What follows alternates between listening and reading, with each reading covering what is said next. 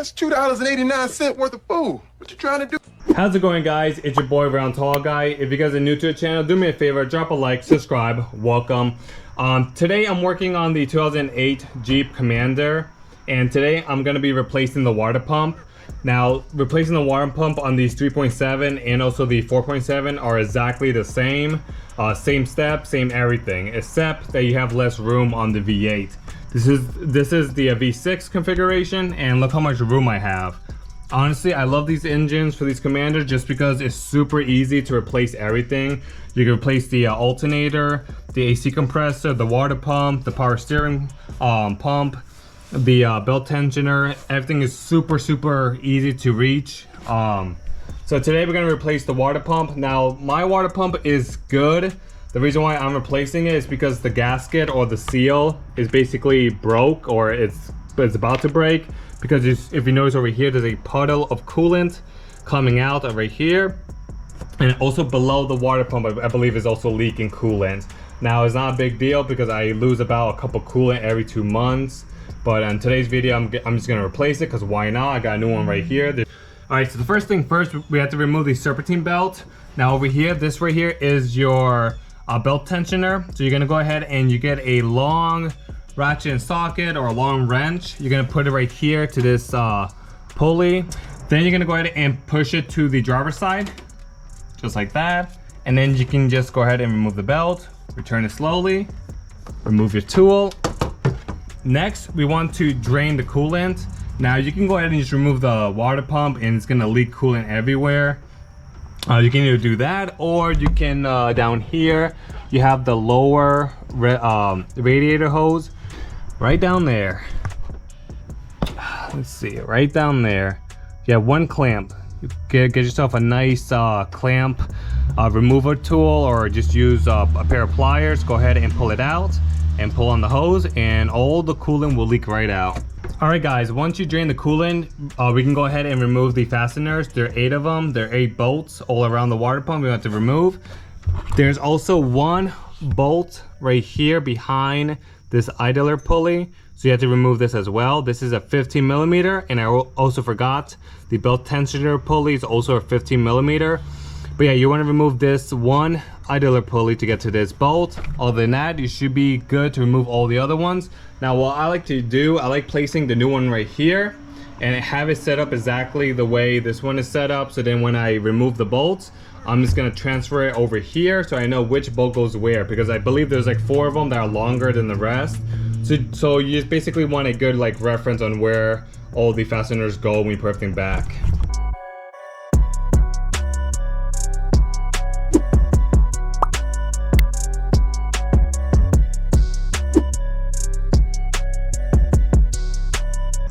Alright guys, update. Once I removed the last fastener, the whole water pump assembly came right off. It's right here, take a look. This is the old factory one, and I believe the pulley, or the shaft between the pulley and the actual pump is kind of like loose because it has a bit of play. But this is definitely the factory one, because this piece right here is plastic. The upgraded ones is metal. I mean, you can still buy new ones with the plastic one, but you'd rather just go with the metal to be on the safe side. But this is the old one right here, and if you take a look over here, I'm not sure if the camera can pick it up. There's a crack right here on the gasket, on the seal. All right, so we're gonna go ahead and use the new one. Before I install the new one, we're just gonna transfer the fasteners to this one right here. Once again, so that we can keep track where the bolts all go, so we don't have to be guessing and screwing and unscrewing it. So we're just gonna move it here. And just like that. Now this one, same thing, is exactly the same like the old one. I did compare all the parts. And this is the new gasket right here. And what I love about it, you have like this tab right here and this tab right here. And this is gonna match this groove here and this groove here. So you can't really mess this up. And just rub it around, lubricate this whole gasket before you put it on. And also, before you put the water pump back on, you have a lot of crud and disgusting old coolant buildup. So I like using a kitchen sponge right here. I like dipping a little bit in the coolant, and then I'm just gonna go ahead and I'm just gonna wipe off all this ugly gunk You don't want to go too crazy, but you just want to make sure it's nice and clean so you don't have to do this job for a very long time.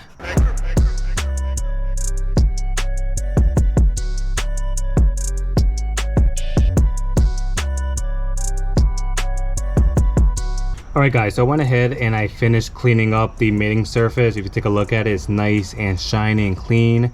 And I also run my finger along the surface to make sure there's nothing that's gonna create a bump or a little gap in where the coolant is gonna leak from. So this part should be all set. So now I got the new water pump here. I went ahead and I lubed up the seal and I placed it onto the water pump. I also make sure that it's seated correctly and that there's no gaps or anything wrong with it, and this should be good to go. So now we're gonna go ahead and put it back in, and we're gonna put all the fasteners back on.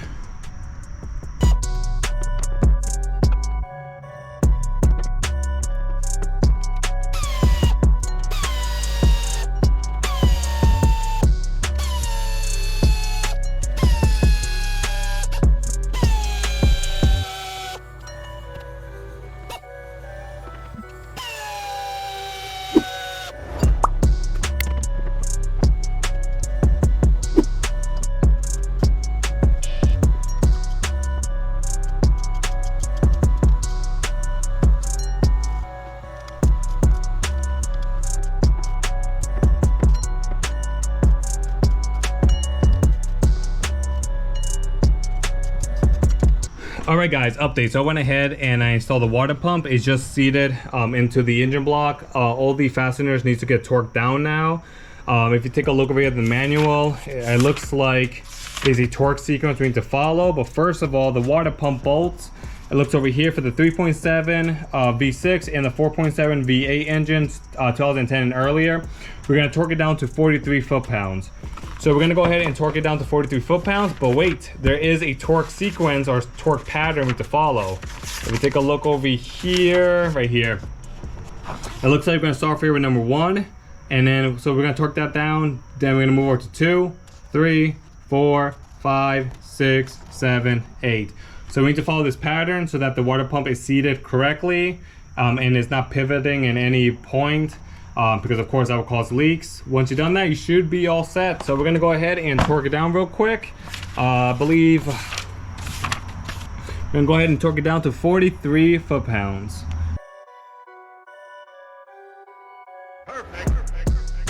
Alright guys, with the water pump installed, you want to go ahead and also put back the idler pulley right here.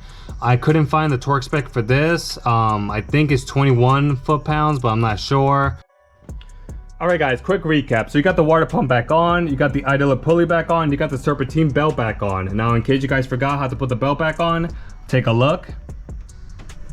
Alright, now we're gonna go ahead and we're gonna add coolant and we're gonna bleed the system. Now this is pretty simple. For the 3.7 and for the 4.7, I like doing this method. I think it works the quickest, and I never had any overheating issues ever for the 3.7 and for the 4.7. Now what I like to do first is remove this bleeding screw right here. You're gonna need an 8mm hex socket for that. Next, I like opening up the coolant reservoir cap so that we have two options in where the air can escape from. Next, I like removing the radiator cap, and I like getting a funnel that I can just rest inside the radiator fill neck right here. So it could be like that. It's way easier than holding it. With the engine off, we're gonna go ahead and fill the radiator with coolant, and basically we can continue filling it up until the coolant stops inside the funnel and no more is being sucked down. Once we're done that, we can go ahead and start up the engine. Now with the engine running, that's going to cause the water pump to spin, and it's going to cause the thermostat to open up. When this happens, it's going to suck in more coolant. So you want to make sure you're topping off the cooling inside this funnel. And as the coolant is running through the system, it's going to force or push the air out of this hole right here. So that's how we're going to bleed it. And also if you squeeze the hose, that also can help force the air out. You just get a really skinny funnel and just add extra coolant in there.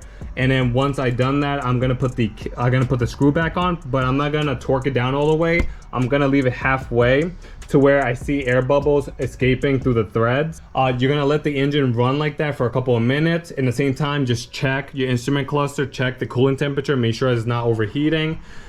Basically, you're gonna let the engine run for a while. That's gonna basically push the coolant in a circle multiple times, and any remaining air bubbles is gonna eventually bleed out of this hole right here, or from the coolant tank as well. Now, of course, there's other videos out there you can check to see how they bleed their system, but the way I do it, I think it's the fastest, and I haven't had any issues. The only way you can tell that all the air escaped from the coolant system is by this bleeder screw right here. When you have it half open, half closed, and there's no more air escaping from the threads, but you actually see like a steady stream of coolant leaking out, that is a good indication that there's no more air in the system, that there's only coolant now in the system. Once you see that, or once you witness that, you can go ahead and just tighten it up, and you should be all set. Don't forget to go ahead and top off your coolant tank right here. There's a full line right here. Just make sure that it's lined up, and you should be all set. All right, guys, I forgot to mention what type of coolant I use. This is the coolant I use. Now, keep in mind, when I first got the Jeep, it came with the green coolant. I don't like the green coolant, especially for these aluminum engines. So I flushed it multiple times with distilled water. But I never liked the green coolant. I use this one. Now, I think Mopar, I think the color is pink or orange-ish when it comes straight from the factory. When I first got the Jeep Commander, it came with the green one. I replaced it with this one because it's way healthier when it comes to aluminum heads and aluminum parts. Did like 15 flushes, and then I finally added this one here, the G05 formula. And basically for this one, this is a h.o.a.t coolant. You cannot mix this with any other coolant. It has to be with the h.o.a.t type. Now, in case you guys are still confused on how to do this water pump replacement or repair, you can always check out other videos on YouTube. I believe there's hundreds of water pumps videos out there for these 3.7 and for the 4.7 engines. And as always, guys, if you like the video, give me a thumbs up. If you're not a subscriber, consider subscribing. It definitely helps out. And as always, guys, if you have any comments, any concerns, any questions, put it down in the comments below. Any tools, any parts that I use in today's video is going to be down in the description below to make it easier for you guys. I think that's enough talking. Have a good one, guys, and I'll catch you in the next video. See ya. Bye-bye.